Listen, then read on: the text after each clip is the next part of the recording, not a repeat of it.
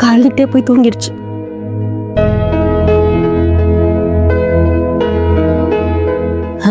தர்ஷினிக்கு போன போட. அந்த கேள்வி அங்க என்ன டாசம் பண்ணிட்டு இருக்கோ. எவ்வளவு மண்டையடி. சி, ஸ்பீக்கர்ல போட்டுரு.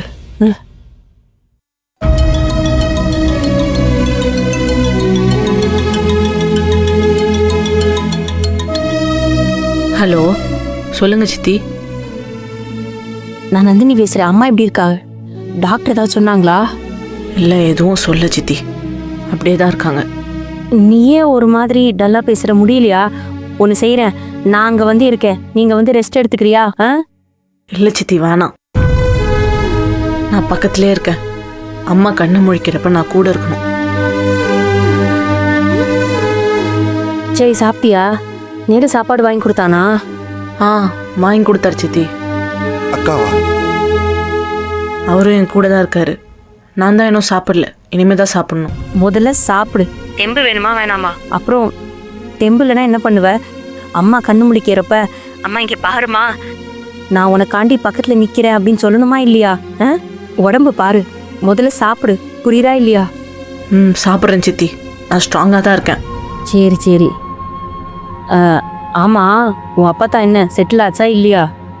ஆமாம், இப்போதான் தூங்க போனாங்க. இவ்வளோ நேரம் இங்கே தான் உட்காந்து திட்டிகிட்டு இருந்தாங்க. இப்போதான் முடியலன்னு தூங்க போனாங்க. வாழவும் விடாது, சாகவும் விடாது இந்த கிழவி. உனக்கு தெரியாத ஒன்றும் இல்லை. உங்க அப்பா ஏவி விட்டு தான் அங்கே வந்து உட்காந்துருக்கு. உங்க அம்மாவை அவங்க கண்ட்ரோல் எடுக்கணும்னு பாக்குறாங்க. ஆனா அதெல்லாம் வேலைக்கு ஆகாது. நீ இங்க பாரு, நீ சூதானமா இருந்துக்க. புரியுதா? தர்ஷினி, அவங்க வேணும்னே அம்மாவை ரொம்ப கேர் பண்ற மாதிரி காட்டணும்னு முயற்சி பண்றாங்க. நாங்க யாரும் அங்க வரக்கூடாதுன்னு கோர்ட் ஆர்டர் கூட வாங்க ட்ரை பண்றாங்க. அதெல்லாம் நடக்காது சித்தி. நான் யாரையும் விட மாட்டேன். ஏய், சரி சரி சரி, நீ இப்ப எதுக்கு டென்ஷன் ஆகுற? உனக்கு இன்ஃபார்ம் பண்ணுன்றதுக்காக தான் சொன்னேன். அந்த அளவுக்குலாம் போகாது, நாங்க பாத்துக்கிறோம். சரி, அதை விடு. நீ போய் சாப்பிட்டு ரெஸ்ட் எடு.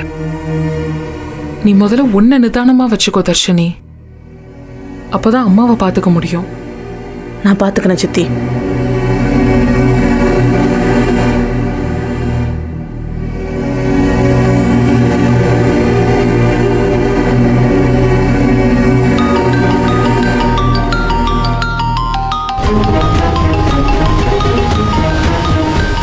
ஜீவானந்தம் சார் பழைய நம்பர்ல இருந்து கால் பண்றாரு.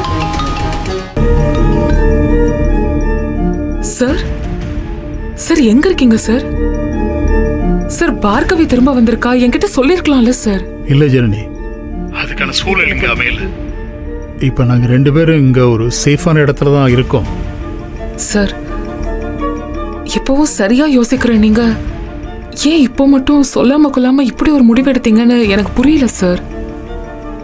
சார், உங்களுக்கு இங்க எவ்வளவு பெரிய சிக்கல் போயிட்டு இருக்குன்னு தெரியுமா சார்? அப்புறம் ஜனனி, உங்கள்கிட்ட நான் ஒரு முக்கியமான விஷயத்த சொல்லி ஆகணும். ஈஸ்வரியோட இந்த நிலைமைக்கு யாரு காரணம் நினைக்கிறீங்க? நிச்சயமா குணசேகரனா தான் இருக்கும். அப்படி இல்லைன்னா அந்த அறிவுக்கரசியா இருக்கும் சார். அவங்கள அடிச்சு காயப்படுத்தினது குணசேகரன்.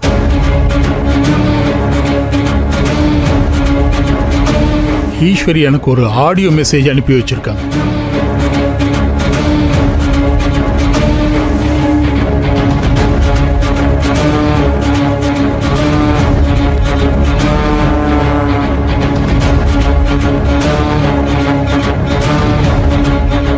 சார் சார் சார், அந்த ஆடியோ உடனே அனுப்பி விடுங்க. நீங்களே எடுத்துட்டு வாங்க சார். இங்க ரொம்ப நிலைமை ரொம்ப மோசமா போயிட்டு இருக்கு. ரொம்ப மோசமா பேசுறாங்க சார். அக்காவோட கேரக்டரே அசிங்கப்படுத்துற மாதிரி பேசுறாங்க சார். நீங்க உடனே உங்ககிட்ட இருக்க எவிடன்ஸ் எல்லாத்தையும் அனுப்பி வைங்க சார். கொற்றவை மேடம் மூலமா அந்த ஆளுக்கு உடனே தண்டனை வாங்கி கொடுக்கணும். இல்ல ஜனனி, அவசரப்பட வேணும். இப்ப நான் இதை அனுப்புறதால பல சிக்கல்கள் இருக்கு. வெறும் இந்த ஆடியோ மெசேஜ் மட்டும் வச்சுக்கிட்டு கோர்ட் எல்லாத்தையுமே ஏத்துக்கணும்னு நம்ம சொல்ல முடியாது. ஏன்னா இது ஒரு 11th எவிடன்ஸா மட்டும்தான் கோர்ட்ல ஏத்துக்குவாங்க. ஆனா அதுக்கு முன்னாடி நிறைய சாட்சிகள், ஆதாரங்கள் நிறைய தேவைப்படும் நமக்கு. புரியுதா? சார், எனக்கு இந்த அறிவுக்கரசி மேல சந்தேகமா இருக்கு சார். அவகிட்ட இது சம்பந்தமா ஏதோ ஒண்ணு இருக்கு. அது என்னன்னு தெரியணும்.